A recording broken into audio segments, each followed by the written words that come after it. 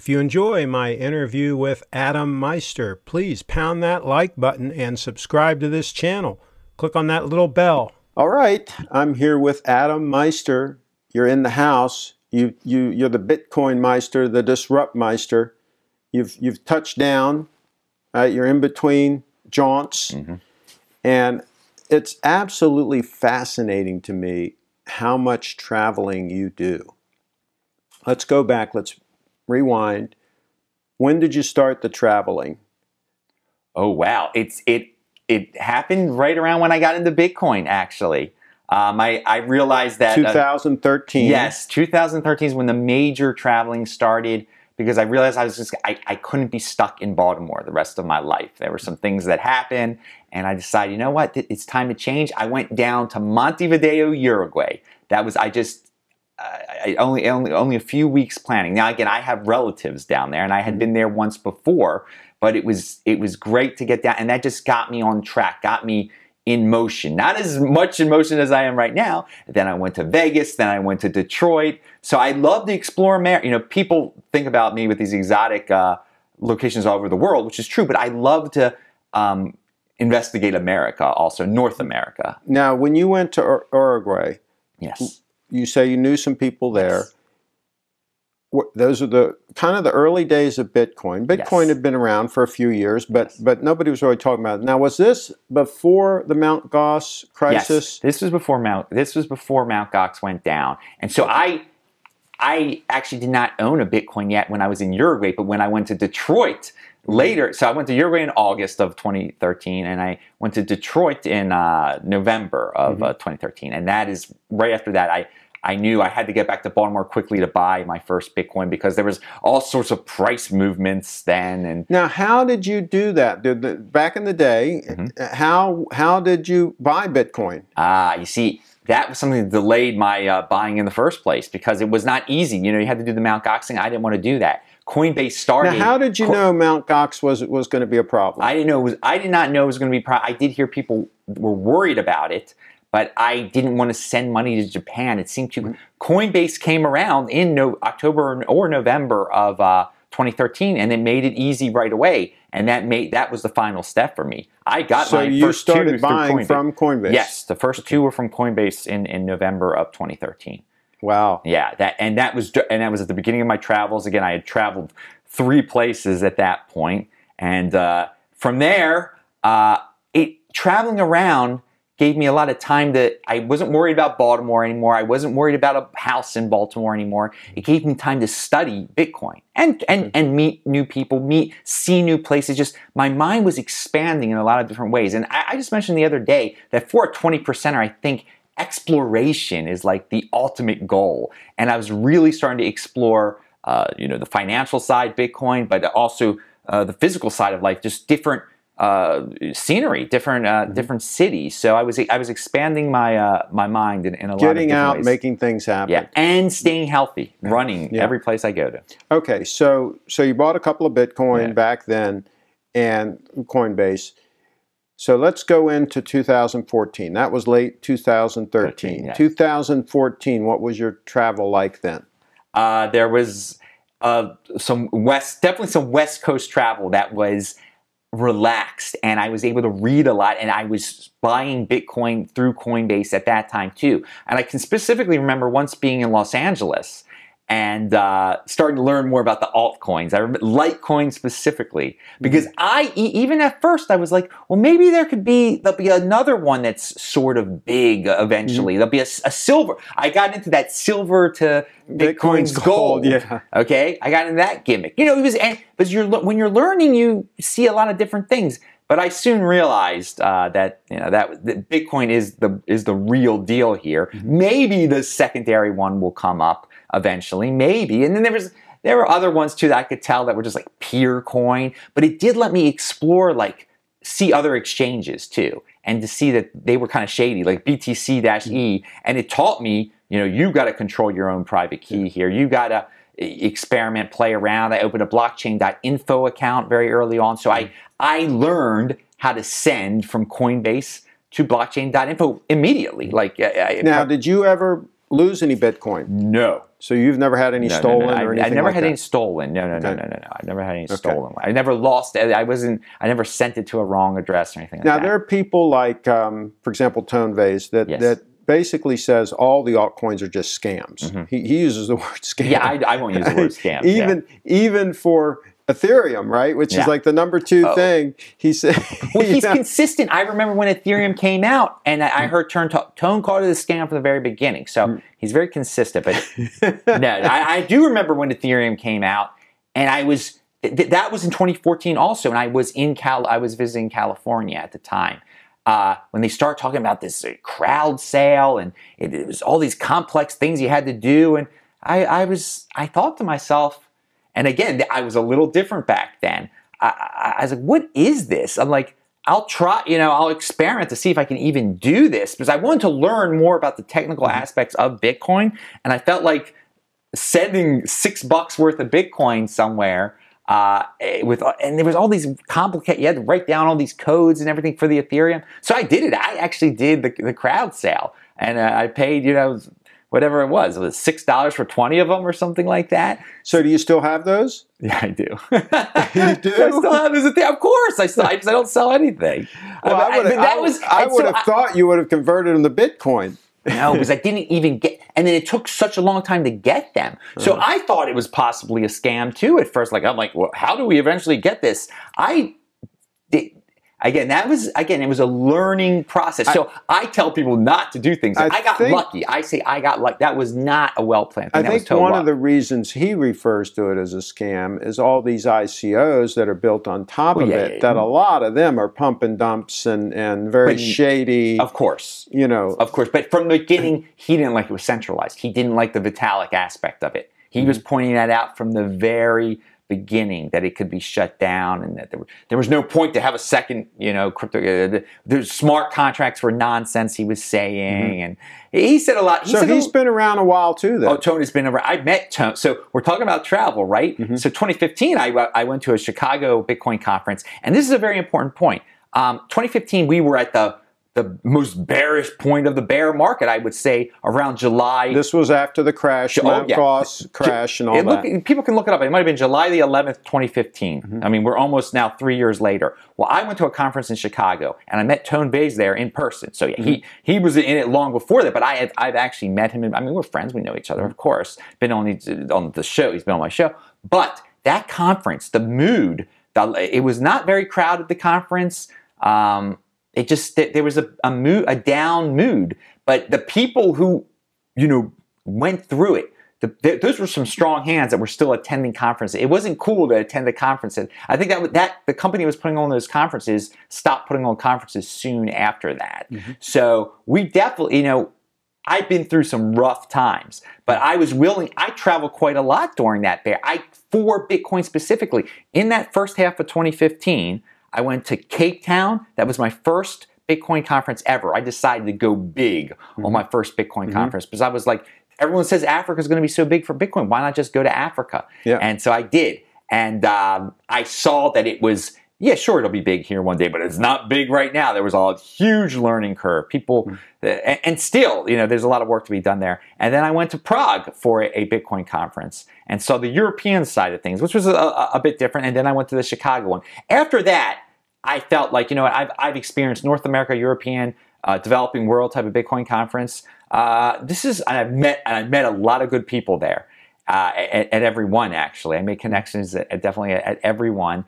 And I felt at that point like, I'm not rushing to go to my next one. So you're, through all these travels, probably one of the reasons why you have that strong hand is you've been seeing that there are smart people involved in Bitcoin, people that you're not going to bamboozle easily, that are putting a lot of effort, in some cases it's their entire focus of their life, into this project. And so is that one of the reasons why you've got this strong hand? I mean, you definitely get reassured when you see all these people talking about the projects they're involved in. And, you know, when you're in Zimbabwe and you're meeting people who actually need it to send the money, to send their wealth out of the country, you see real life examples where people need it. But then, and then you get some, you know, in North America, you get a lot of reassurance that people are like, yeah, I learned from you the strong hand technique. So, and then before I really started, you know, I say strong hand in like every one of my videos now, but before then, yeah, of course I was meeting people and I thought at first I thought I was just like a rookie. I was a newbie and everything like that because I was meeting people who'd been in it since 2011. Things quickly changed in 2017. My veterans, or 2016 even. I mean, my veteran status shot through the roof with all these newbies that came into it. Like being in it since 2013, you're a hardcore grizzled veteran. But I remember in 2015, I didn't consider myself a hardcore grizzled veteran at that time. So I was learning a lot from people who'd been in it since 2011 and beforehand. Now I don't meet as many of them because most of the people that are in it now have been in it only since 2016 or so, which is great. It's great to meet those new people and to hear why they got into it. And but those initial conferences really added a lot of resources to my arsenal and gave me more information to make better videos, much more original videos. You know, I'm starting to talk about no one else is saying, hey man, I'm coming from Cape Town, South Africa to tell you what's really going on, back then at least. So, yeah, you're getting the real information from locations. I love the on the ground. So are you doing more traveling now or less traveling? That's all I do now. I do not own a house in the state of Maryland anymore. I don't. So this stopover is just to watch, to visit family, basically. It's just like I'm in Maryland, for 10 days? I mean, I'm going to be in Alberta for almost 30 days. I mean, I was just in Florida for over 10 days. So Baltimore, Maryland is just a stop, like a stop on the rest of it. And Bitcoin allows me to do Talk about how you keep your costs down. Oh, yeah. And I've asked you this question a couple other times, and you halfway answered it, halfway dodged it. How you fund all of this traveling. Because other people might want to get involved in these kinds of things and might want to become a Bitcoin evangelist. How would they get started? How would they fund it? First of all, get out of debt. That's your first step. I was never in debt in my life. I mean, I paid off my mortgages so early on.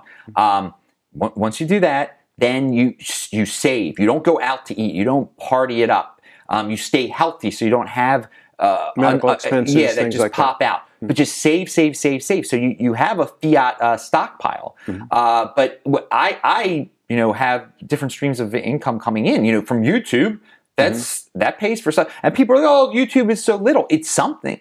It's something. It all adds up. It all adds up. Respect the money. Respect the money. A lot of people are like, oh, it's just $100. I'll go out to eat for $100. No, that's $100. That's a plane ticket to.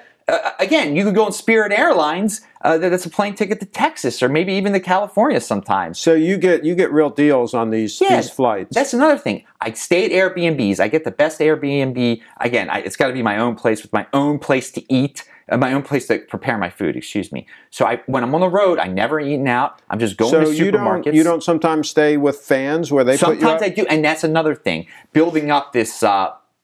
Persona, this BitcoinMeister. There are people that just stay with me, or I'm out of town for 2 months. Come stay at my place. That happened once. There was a guy, and he was a great guy. So I do get. A lot of people. I say support the channel any way you want to. You don't have to support the channel. People are really generous. They'll support the channel by letting you stay at their place. I mean, that's amazing. And I said before, people that are Bitcoin whales that have thousands of Bitcoin should kick some Bitcoins to you.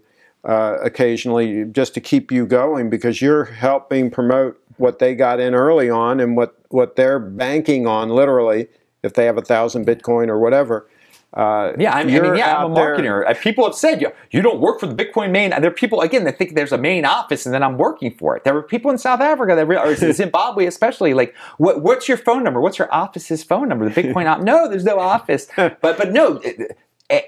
that's why I say there's a lot of opportunity for marketing in this space. I am a Bitcoin marketer. There's no doubt about it.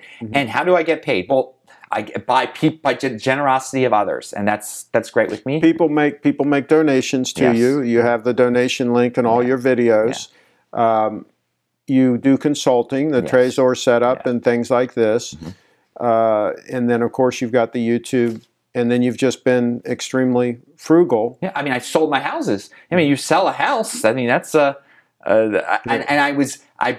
I lived, I never lived in a fancy house. I lived in down to earth type of places, but they increased in value, and I didn't put too much into them, and I got a lot out of them, basically. And you got to live a frugal lifestyle, definitely. Not, I mean, you don't have to be a pauper. You don't have to be like a totally poor person living in the dirt. But there are tricks in life. You just got to. You cannot be impulsive when you buy a plane ticket. You have to plan ahead. And again, I travel. People think some of the places you travel to, they sound so strange. Why Alberta? Why Idaho? Why this? It's because people suggest it, and there's incentive for me to go there. Again, these conferences, you're invited to speak somewhere, yeah, they pay and all for that. It. Yeah, of course. They pay for the plane ride. They pay for me to stay. I mean, there's different combos you get. You take what you can get. Sure. Again, it cuts down on it majorly, on the cost majorly. When you're giving out, I am giving a service to people, and it's extremely valuable. People are purchasing all your experience and all your knowledge. It's like, you know, a wedding photographer, right? They're not paying for their 4 hours that they're there at your wedding. You're paying for the knowledge that person brings with them when they walk in the door.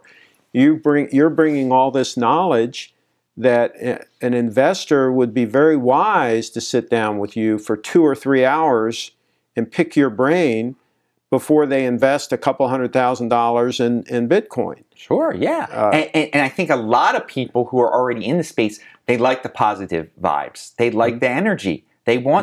Sometimes people need people get caught up in this crypto noise. It brings them down. So they get repumped when they're around this kind of energy. I was trading before we started talking, and before we did the first interview here. I was kind of buying and selling and trying to increase my Bitcoin by timing, you know, and that's very difficult. And then sometimes you get burned and you miss the timing to where you end up buying back less Bitcoin. Yeah. And so I finally said, hey, it isn't worth the worry. It isn't worth the time. I'm just going to keep accumulating and keep adding to my stash. Now, to be honest, I haven't really accumulated that much over $5,000. That was sort of like my limit I put in. I said, I'm going to buy up until it gets to $5,000, and then I'm going to kind of take a wait and see attitude. But fortunately, I accumulated a fair amount before it got to that point.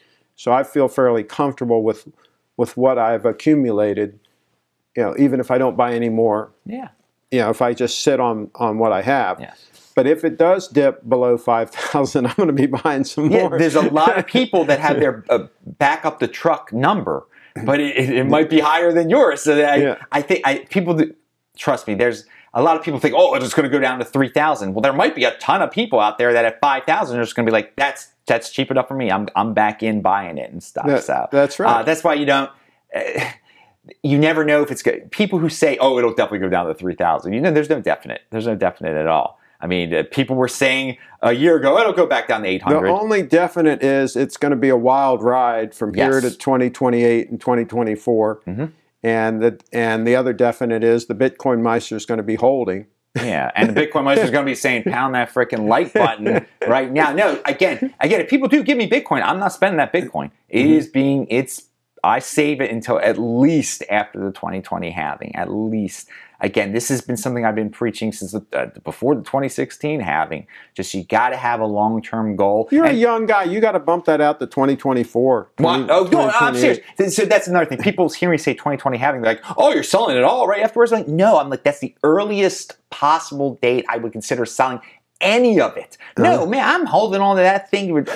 Yeah, I'm a young dude. So it'll be around for quite some time. Again, I'm frugal. I'm living off my fiat now easily. It's beautiful. No, there's no pressure on me to sell any of that Bitcoin. I would like to get my dad a Tesla one day, but that can be in the future. Teslas are getting cheaper too by the day. So. And the more Bitcoin, as you go through your fiat and you continue to accumulate Bitcoin, there's no reason for you to spend the Bitcoin. The fiat we know is going down in value. Exactly. That's absolute. It has a 100-year track record. of going down in value. Yes. And this is what I don't understand, that the people, the naysayers on Bitcoin, well, you know, it's so volatile. Yes, but the trend is up. If you look at the 10-year track record, it is a deflationary currency, whereas the 10-year track record on the dollar is clearly, the buying power is going down on the dollar. Every single day it's going down. So, I mean, it seems like that's an absolute to me. Well, they want an easy narrative. Some people want an easy narrative, a short-term narrative. They don't see the big picture. There are just certain people that don't see the big picture. You got to look, you got to take a step back and think logically here. You know your dollar doesn't buy as much milk as it used to. Maybe you should try something different. Get into another financial. Bitcoin's been going up since the beginning. Exactly. So where do you travel to next? That's Alberta, BitcoinRodeo.com. And then after, and then again, that'll be on July the 9th and the 10th. In Calgary, Alberta, and you'll see some other great personalities there. And I'll be in Alberta all month. Then I will actually perfect timing to be up there. Oh, beautiful! I'll be in Boise, Idaho after that. Then I will be in Los Angeles, and then I will be in Philadelphia. There's an event in Los Angeles. There's going to be an event in Philadelphia also. CryptoCoinCon.com. That is in Philadelphia on August the 18th. So that'll be good. But who knows what else I will pick. And again, I try to go to places when Boise, for example. I hear a lot, about a lot of people are fleeing to Boise, to Idaho for tax reasons. That's why I'm going there, to see what's really going on there, see if there's a bunch of Californians driving around there. And I do know some Bitcoin people there too. I spoke remotely for at the Idaho Bitcoin group that meets there, so I'll probably see those guys there then too. So there's always I pick places based, basically based around Bitcoin. Sometimes a lot more so than others, but I like to see things. So one last question: if you take from 2013 to now, what kind of growth are you seeing if you use as a gauge these meetups and these trips, and how many people you're interacting with that have some knowledge of Bitcoin, that have bought some Bitcoin, contrasting now, let's say the last 3 or 4 months worth of trips.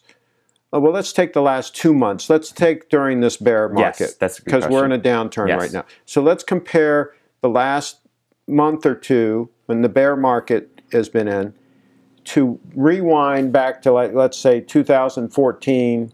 Yes. What do you see the difference? Well, okay, there's basically 3 periods of time. Right now, the attendance has gone down compared to where it was like in January and December that just passed by, because the price was around $20,000. That was the boom. You had the most people then talking about not only Bitcoin, but asking about every nonsense altcoin on the face of the planet and ICO. Now, back in the day, during the original bear market, people were only really talking about Bitcoin back in 2015. And then their weakness was like, well, how can I invest my Bitcoin? They were asking me, what should I do with my? They weren't into saving it. They wanted to do. Well, there's this project over in in the Congo or whatever. I want to invest. So now, I'd say again, the attendance has gone down. Attendance depends on price and on the general vibe of the mainstream media. Unfortunate. That's unfortunate. But if you're going to compare 2 bear markets, let's say you pick a bear market. This bear market is much more robust in terms of the confidence. People aren't as down. Than the 2014 bear market. There's more people showing up now at events than then. And you think in general there's more people out and about that kind of get what Bitcoin's about? But then there are also more people who are confused in the ICO space too. There were no ICOs in 2015. None. So now we still have some people who are stuck, who think the ICOs are going to be coming back. There's still events that all they do is pitch ICOs. So that the events really, we got to get rid of those. We got to get rid of the garbage ICOs. We can't let the free market decide. People, it's personal responsibility, people. Well, through education. Yes. If we educate people that don't waste your money, don't speculate, that's gambling really. Buy the solid thing, which is Bitcoin, Yes. and hold. Yes. It's not complicated, right? It isn't complicated, but at the same time, people want glamour. They want the next. They don't understand that Bitcoin is the next Bitcoin. They want to be on the next Bitcoin. Some people only can think cryptocurrency is ICOs. They only think it's investing in private companies. So one final question. There are people that are saying that if this thing does go mainstream, if it really does take off, if it becomes the worldwide currency, that each Bitcoin is going to be worth at least $1 million. Is that in the cards? Is that a possibility? Hey man, I take it one step at a time here. That's what I'm sure. I mean, anything's possible. Again, people have to take personal responsibility and decide on their own. How much Bitcoin is going to be worth $1 million one day? That's what they have to think of it that way, and they can decide when that day is going to happen, how many Bitcoin they're going to need to have the fiat equivalent of $1 million. And then just from then on, just value your wealth in Bitcoin. Try to get that amount of Bitcoin and have a strong hand. Have a strong freaking hand. But yeah, sure, it could go to. I don't know. I'd be happy with. I would. It will come back to 20,000 again. Well, there are rumors that you have thousands of Bitcoin, so you're sitting pretty good. So anyway, thanks for coming out to the house and doing this interview. Yes. And you're sworn to secrecy as far as the location is concerned. Of course. But hopefully we'll have you back after some more of your travels.